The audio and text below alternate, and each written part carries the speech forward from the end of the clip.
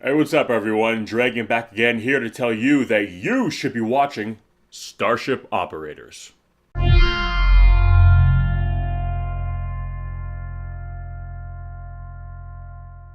The Starship Operators is a 2005 anime based on a light novel series written by Ryo Mizuno, and basically follows a crew of a new ship on its maiden voyage, the Amaterasu, and basically their home planet of Kibi is taken over by the Harunita region superpowers.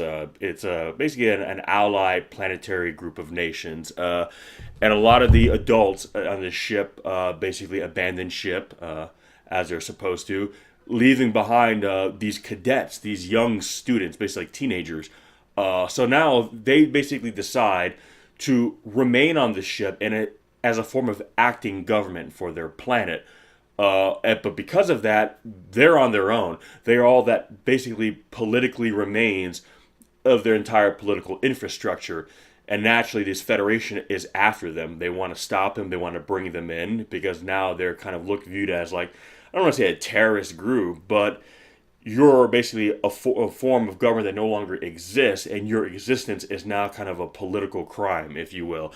So, what are they to do? They're on their own. They're young, they're cadets, they're essentially now a functioning government all into themselves without a home, except for the ship. So, basically, they make a deal with kind of like this intergalactic space news network, basically, kind of how this galaxy gets their news, this big media conglomerate.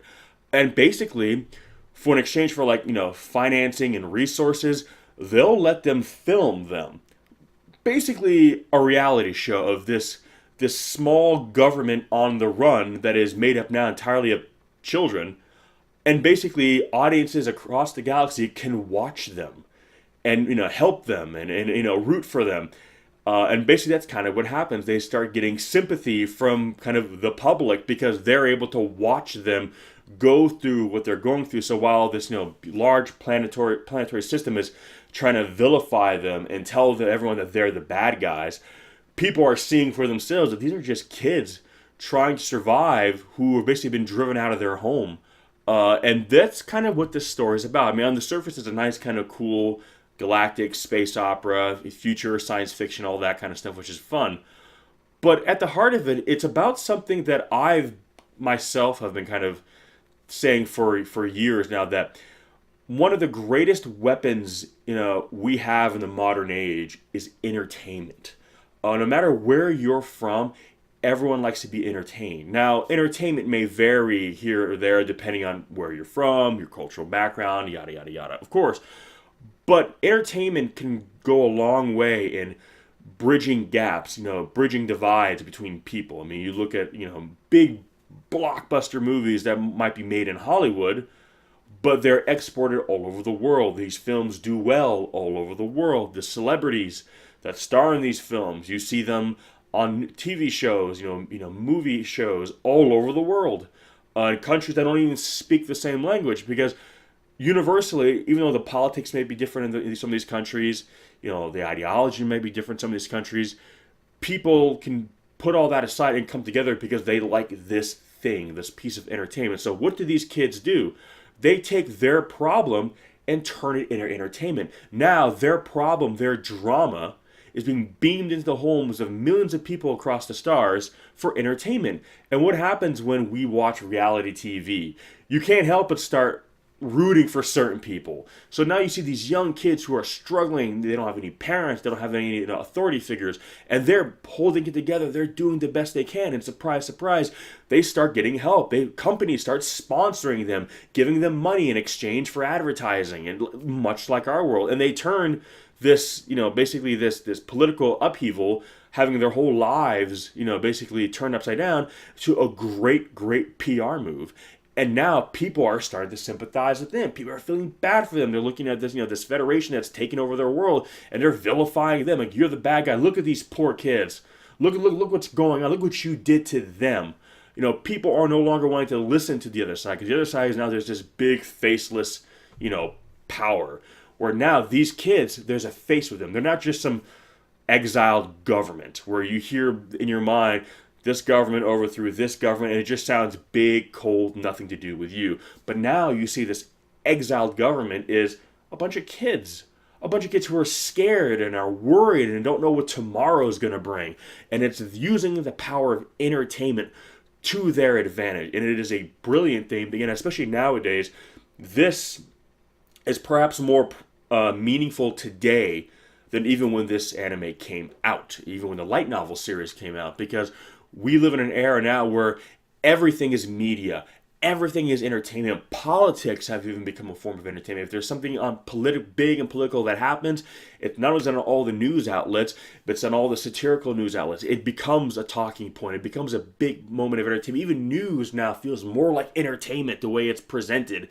And this kind of feels maybe like a precursor to that, where it's the idea of saying everything now is entertainment. Everything now, news, media, comes out so fast that now it's digested like entertainment. So if you find yourself in a situation where politically your back's against the wall, how do you elicit public sympathy? How do you elicit public support? Well, put yourself in front of a camera and take all the things that are essentially ruining your day and beam it into people's home. And now for them, that's entertainment. What's going to happen? How are they going to get out of it? Oh no, I don't want that to happen to them. I feel bad for them. Maybe we can help them. Let's help them. That is how it works. And that is the genius of this series, is that it shows how these young kids who are of a younger generation, of a perhaps more media savvy generation, using something that is very familiar to them to their advantage, kind of harnessing, their generational strength and using it to kind of pull themselves out of a bad situation.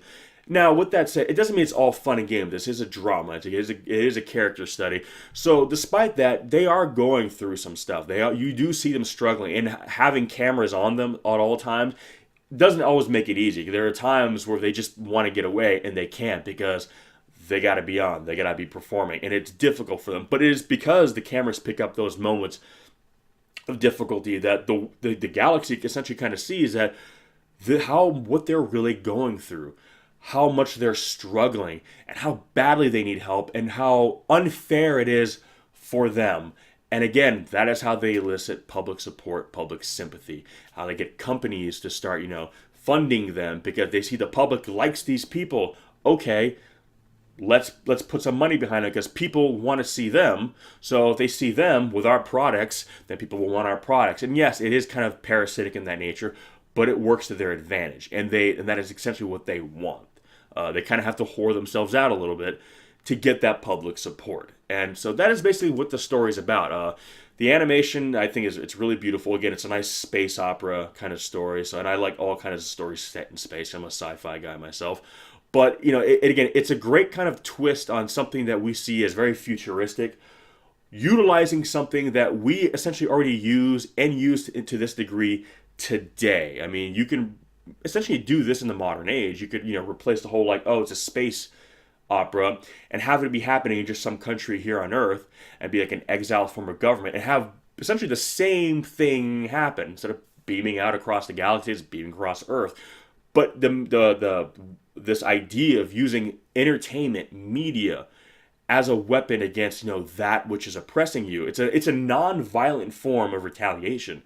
And it's great because you don't actually have to do anything. You just have to go through what you're going through, but just allow people to see it, and they'll do the rest. They'll draw their own conclusions. And if you're really are smart about it, it's very easy, again, to vilify those who you're trying to vilify because they already did the deed. People just need to see what it's doing to you. And people automatically latch on to kind of the sympathy factor. They will feel bad for you because, again, this is this huge power that's in control and you're the one who's been victimized. So it works. It's an intelligent approach to fighting back against a political force, especially if you don't have a grandstanding army to fight back in a military capacity. You see, again, this is a great way to basically kind of turn massive amounts of people against your enemy. And these people, their lives are at risk too. They're taking shots. So people see these characters, what has become characters for them, that they've fallen in love with, that they've connected with, almost die sometimes. And that really gets the sympathy vote on their side because they realize that these are innocent kids who could die because of this. So like I said, we got to help them. And that's what it's all about. So if you haven't already, I recommend Starship Operator. Again, it's based on a light novel series, but I think the anime is probably one of the best I've seen out of kind of the mid 2000s period. Again, the animation is really good. It's a kind of a beautiful, backdrop for for a space opera. And just the story itself and how it utilizes the space opera element for this kind of story, I think is very, very creative. So, if you haven't already, please check out Starship Operator. I'll leave some links in the description section below where you can pick it up if you have seen it. What did you think? Did you like it?